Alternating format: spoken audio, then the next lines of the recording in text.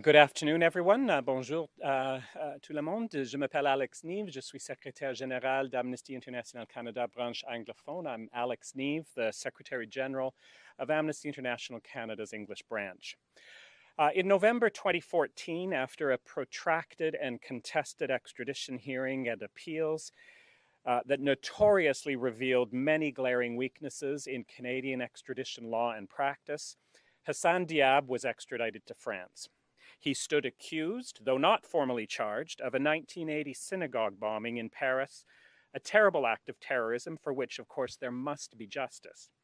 Hassan Diab has always maintained his innocence, and as time goes by, the evidence that he very likely was not even in France at the time only grows.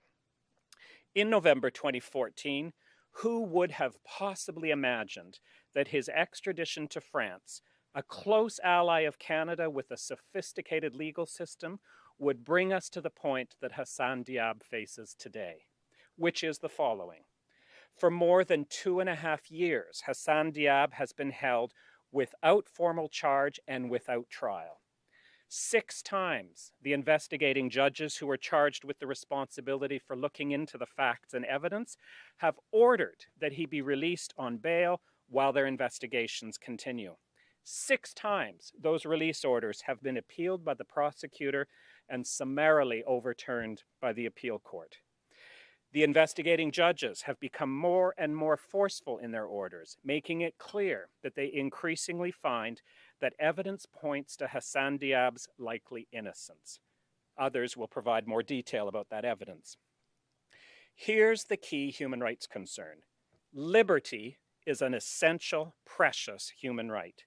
That is why international human rights obligations, binding on France and binding on Canada, establish crucial safeguards against liberty being taken away arbitrarily.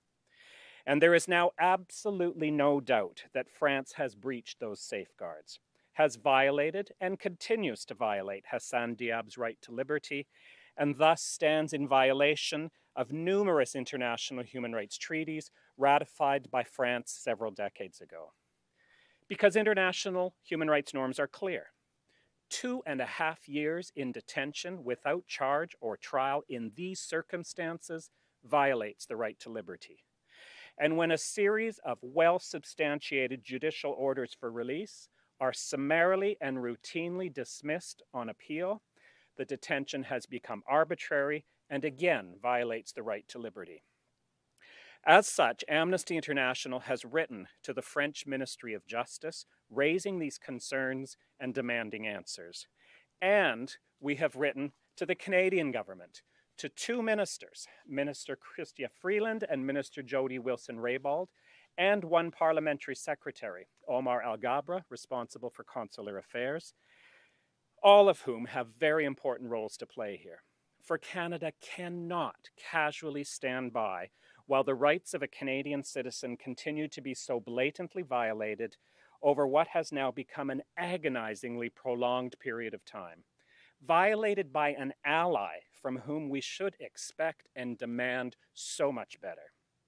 We have therefore urged the Canadian government to intervene forcefully with French authorities and to do so at increasingly high levels of exchange between our governments, with an urgent demand that Hassan Diab be released on bail from this prolonged and arbitrary detention.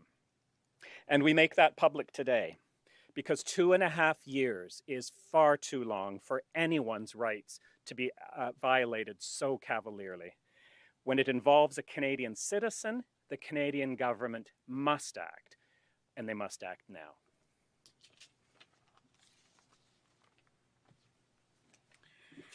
I'd like to advise those present that in addition to the eloquent message from Amnesty International, BC Civil Liberties Association and the Canadian Civil Liberties Association join, and they have public statements that will be distributed today also with the same message.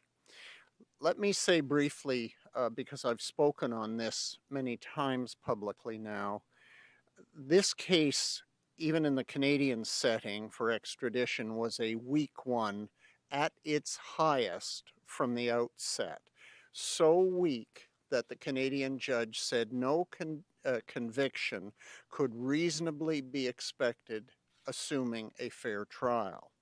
But a fair trial is not one based on secret, anonymous intelligence, and lacking real or reliable other evidence. There's some handwriting, but it's ridiculously unreliable. The samples were taken and relied upon not from Hassan Diab, but from another person for comparison purposes.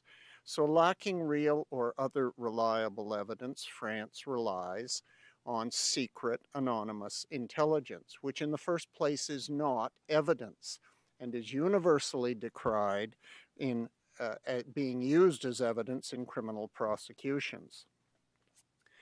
The French investigative judges who are conducting the investigation on behalf of France, in ordering Dr. Diab's release, have said, and this is their word, there is consistent, and their word, corroborated evidence of his innocence. It was strengthened during this last week. We are now up to, thanks to the efforts of the investigative judge in this case, 6 independent witnesses who were part of a group studying with Dr. Diab and with whom the exams at the Lebanese University were written during the critical period. Those witnesses all confirm his presence studying and writing the exams during the critical time period when this crime happened in France. Secondly, documents from the Lebanese University confirm that he sat and passed the exams, wrote them and passed them at the critical time when this mystery person, who, by the way, was described as 40 to 45 years old, Dr. Diab was 26 years old in 1980, was perpetrating the crime in Paris. There are 2 other features to the evidence that are worth mentioning. There's now been confirmation by the investigating judges that Dr. Diab did in fact lose his passport, as he claimed during the Lebanese Civil War. There's further confirmation from remarks made by the investigating judge that the passport appears to have been used by another human being, not Hassan Diab. So when you marry that with the fact that fingerprints of this suspect were collected by the French police in 1980 and do not match Dr. Diab, that a palm print in the investigation was gathered that does not match Dr. Diab, and that the physical description absolutely excludes him, there's overwhelming evidence that an innocent man is being detained for an extensive and arbitrary period of time. He's always stated that he's wholly innocent. French investigators now say the evidence confirms his innocence, and he has become, in effect, a political prisoner of the terror trauma in France, who do not want to look soft on terror. The Canadian government of Prime Minister Trudeau must act to protect its innocent citizen, not sit idly by and let this protracted injustice carry on.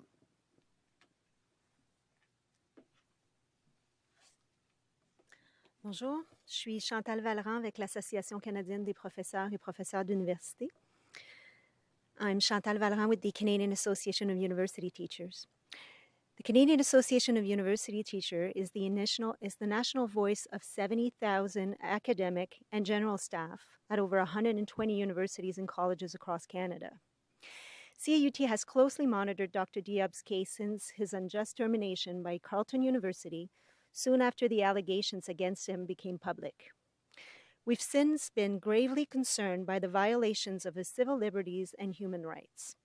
We are today urging the Government of Canada to intervene with French authorities in order to secure Dr. Diab's release on bail. The Canadian government has a duty to protect the rights of its citizens and to uphold international human rights. The facts of this case clearly demand action on the part of the Canadian government. There are serious and consistent doubts about the evidence presented against Dr. Diab. The physical evidence produced by French authorities was described during Dr. Diab's extradition hearing by the Superior Court Justice as very problematic and suspect. With no reliable physical evidence, French authorities are allegedly relying upon anonymous and on-source intelligence that may have been obtained by torture. The unreliability of such evidence is well documented, and yet for Dr. Diab, it represents his ongoing denial of fundamental justice. Dr. Diab has now spent more than 2.5 years in a French prison cell without formal charge or trial. This is a gross denial of human rights and a failure of fundamental justice. We call upon the Liberal government and Prime Minister Trudeau to do the right thing, to defend the rights of a Canadian citizen, to uphold international rights, and to press for Dr. Diab's immediate release. I'm grateful that Amnesty International has raised its concerns about the case with the Canadian and French governments. I'm also thankful for the statements of BC Civil Liberties Association, Canadian Association of University Teachers, Canadian Civil Liberties Association, and the support of International Civil Liberties Monitoring Group and other organizations. At the same time, it has been deeply distressing to learn a few weeks ago that the Canadian government has not intervened regarding Hassan's case. Hassan has been ordered released an unprecedented 6 times because of consistent evidence that he's innocent. There are several independent witnesses as well as official documents from the Lebanese University confirming that he was in Lebanon in September and October 1980. There are exonerating forensic evidence taken from 3 different sites and so many more. Yet Hassan remains imprisoned for more than 2.5 years on top of the 6 years he spent either in jail or under draconian bail conditions in Canada. Despite compelling evidence of innocence and the excessive length of time that Hassan spent in detention, the Canadian government has not even raised any concerns about his case with the French authorities despite repeated calls and pleadings. I'm really stunned that the Canadian government would not show compassion to an innocent Canadian citizen who spent the last 8 years of his life either in jail or under draconian bail conditions. I'm really baffled by the lack of any government interventions on behalf of an innocent Canadian citizen who was torn away from his family and home and was unjustly extradited based on evidence that was known to be very problematic, suspect, and illogical. I wonder why the Canadian government is content to leave an innocent Canadian citizen locked up more than 20 hours in a foreign jail, alone and lonely, and most of the times in physical and mental pain, and why there is no empathy for an innocent man who have lost forever the chance to witness the birth of his son, to have memories of his children in their early years, and to witness their milestones as they grow. Why is there this total indifference to the suffering of an innocent man and the plight of his family? Every additional day that passes and Hassan is in jail is a day that is unjustly taken away from him and from our children and family. The Canadian government has a moral and ethical obligation to right this wrong and to bring Hassan home.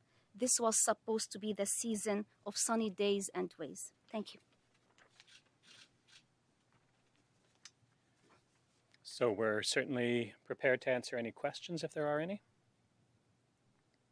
Hi, Mike Blanchfield with Canadian Press. I don't know who wants to answer this, but I'll throw a question out. The point was made that France is worried about appearing soft on terror. There's a new president in France who is presenting his own version of sunny ways. What do you want to see the Prime Minister do, given the new playing field there? Someone want to answer that? We read in the Globe and Mail that the Minister Freeland has given assurances to a Chinese Canadian of assistance with detention in China of a parent or parents. who are wealthy Canadians. The circumstances here cry out for our government, Prime Minister Trudeau, to act on behalf of Dr. Diab. I think it's speculation to say that, use terms like sunny ways there and here. I mean, this is real international diplomacy involving human rights. And France, at the same time that they have a new president, also is talking about extending the state of emergency. And so the balance between national security and assuring an anxious population that the government is protecting security at the same time as protecting France's long history of respect for human, civil, and legal rights is a delicate balance. In the case of Dr. Diab, it's clearly imbalanced now, so we want that balance restored. I would just add that I think it was pretty clear very soon after the French election that there's a sense of camaraderie between President Macron and Prime Minister Trudeau. And I think that offers a very important opening and responsibility here, both at his level, but also very importantly at lower levels, minister to minister, for instance. That in that sense of a spirit of cooperation between Canada and France now, this case has to rocket up to the top of the priority list as to issues that need to be addressed between Canada and France. It's absolutely the moment to do that. The Canadian government this week has said that they didn't announce some changes to their justice policy and criminal code. They touted it as an evidence-based approach to the law. You presented a lot of evidence here, and you're suggesting there's evidence. What is your explanation for why this government isn't seeing the evidence the way you're seeing it? Is there something else going on that explains that, or what is your view of that approach? No, I don't get the impression our government doesn't see the evidence clearly for what it is. I think there's been a deference to France. We're getting the feeling on behalf of the family that it's Canada playing the passive little brother to France. But this is a time for the Canadian government to stand up for one of its citizens. And I think it's important to remind ourselves that this case has unfolded across two governments. It began under Stephen Harper's government and continues now. And I think part of what we have here is that there's from the beginning both been an unwillingness and an inability to accept that France would be capable of this kind of injustice. And I think that is one of the things that is, in many respects, particularly distressing about this case. France is a country with a well-established legal system, very committed to the international human rights system. Certainly across a whole range of issues, stands shoulder to shoulder with Canada at the UN with regard to human rights concerns. And so I think we haven't seen the kind of probing that's looked at the evidence in the way you're suggesting.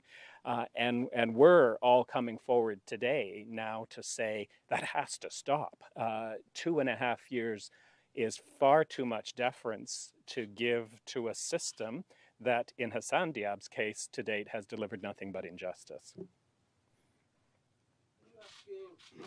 Are you asking for his release on bail? Which I think you said. If so, what happens after that? I mean, why aren't you simply, based on the evidence you presented, simply asking for him to be repatriated? I mean, I think you'll probably hear a variety of different requests from the legal team, from Hassan's family, from human rights organizations, and I think it just reflects our different state of engagement with the case.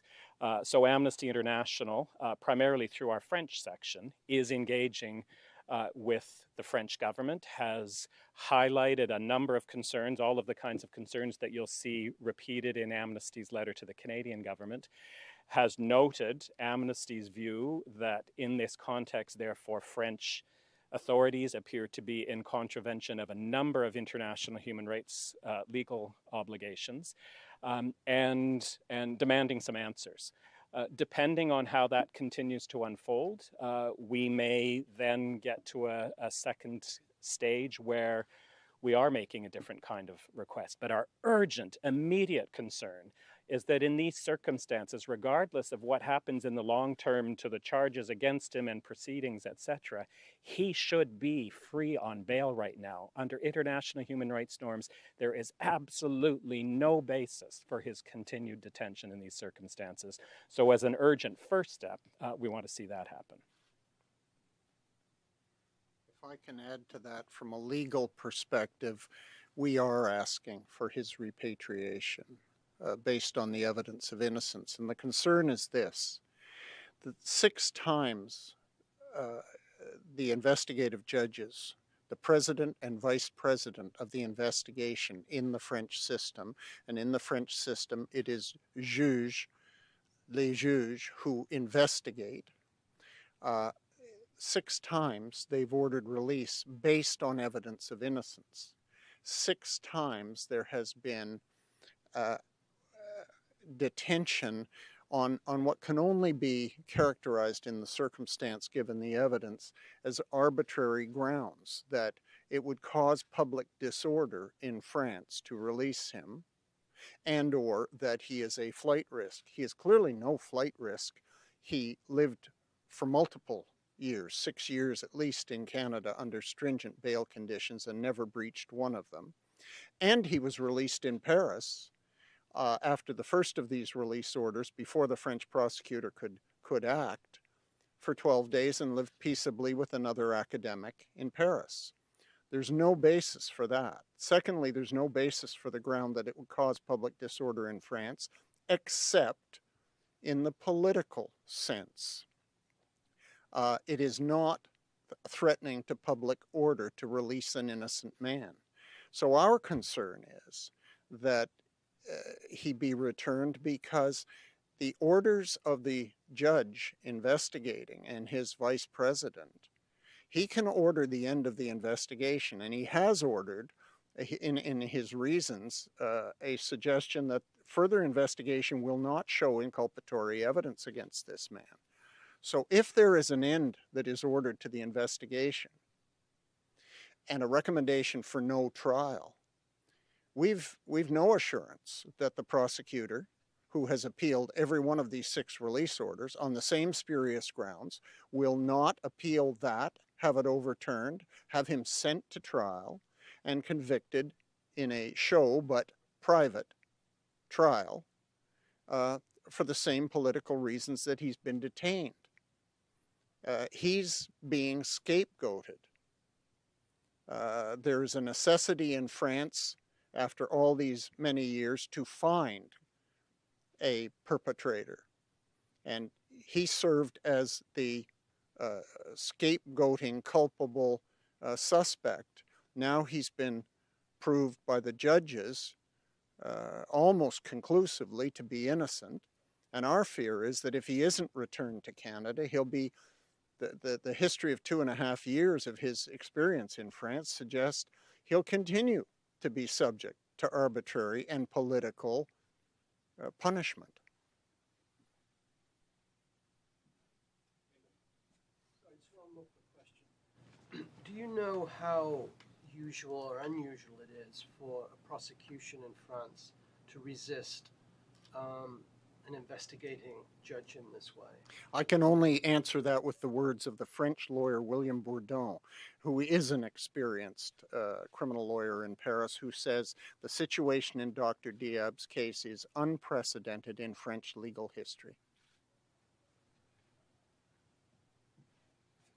Any other questions? Oh, yes, yeah. All right. Okay. Thank you very much.